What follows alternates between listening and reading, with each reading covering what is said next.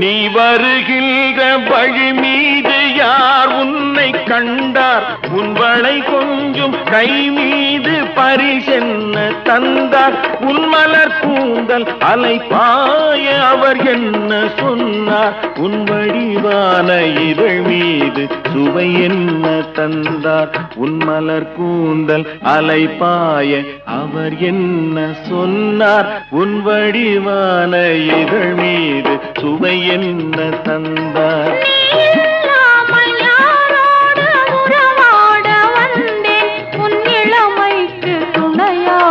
தனியாக வந்தேன் நான் மலரோடு தனியாக ஏன் இங்கு நின்றேன் என் மகாராணி உன்னை காண ஓடோடி வந்தேன்